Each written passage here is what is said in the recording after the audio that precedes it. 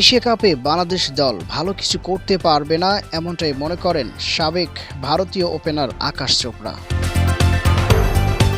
দারুণ ছন্দে আছে বাংলাদেশের টি-20 দল। সর্বশেষ ঘরের মাঠে নেদারল্যান্ডসের বিপক্ষে 2-0 টি-20 সিরিজ জিতেছে বাংলাদেশ ক্রিকেট দল। ডাচদের বিপক্ষে সিরিজ জয়ে বাংলাদেশকে যদি খুব বেশি কৃতিত্ব না দিতে চান, তাহলে বলে রাখতে হচ্ছে যে সিরিজের আগে বাংলাদেশের সিরিজ জিতেছে পাকিস্তান ও শ্রীলঙ্কার বিপক্ষে। এমন ছন্দে থাকা বাংলাদেশের পরের মিশন টি-20 সংস্করণের এশিয়া কাপ। ভারতের সাবেক ক্রিকেটার ক্রিকেটের বিশ্লেষক আকাশ চোপড়া মনে করেন, ছন্দ বাংলাদেশের পক্ষে থাকলেও এশিয়া কাপে বাংলাদেশ গ্রুপ পর্ব থেকেই ছিটকে যেতে পারে। এশিয়া কাপে বাংলাদেশ খেলবে বি গ্রুপে।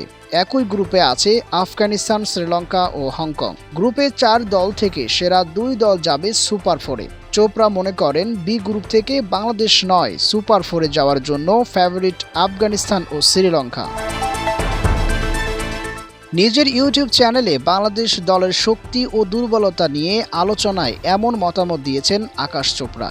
ভারতের এই সাবেক ক্রিকেটার ও বিশ্লেষকের মতে, লিটন দাসের দলের সবচেয়ে বড় শক্তি পেস বিভাগ। চোপড়া মনে করেন, বাংলাদেশের সাম্প্রতিক ফর্ম ভালো, তারা আসলে দারুণ ক্রিকেট খেলছে, ঘরে ও বাইরে 2 জায়গাতেই ভালো খেলছে।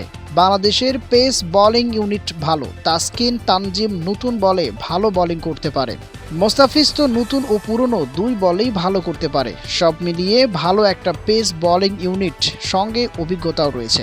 ফাস্ট বোলিং বাংলাদেশের সবচেয়ে বড় শক্তির জায়গা, স্পিনেও বৈচিত্র্য আছে। সব মিলিয়ে বাংলাদেশের বোলিং লাইন আপকে শক্তির জায়গা হিসেবে ধরা যেতে পারে। নেদারল্যান্ডস সিরিজের 3 ইনিংসে 2টিতে 50 পান লিটন, হয়েছেন সিরিজের সেরা খেলোয়াড়। এর আগে শ্রীলঙ্কা সিরিজেও দারুণ খেলে সিরিজ সেরা হন লিটন কুমার দাস। আকাশ চোপড়া মনে করেন, ব্যাটিংয়ে লিটনের প্রতি অতি নির্ভরশীল বাংলাদেশ দল। দুর্বলতার কথা বলতে হবে, তারা লিটন দাসের ওপর অতিরিক্ত নির্ভরশীল। লিটন দাস মানসম্মত খেলোয়াড়, কিন্তু যতটা সামর্থ্য আছে ততটা ভালো এখনো করতে পারেননি। গুরুত্বপূর্ণ সময়ে এই দলটার আকাশ চোখ করার প্রবণতা আছে লিটন কুমার দাসের।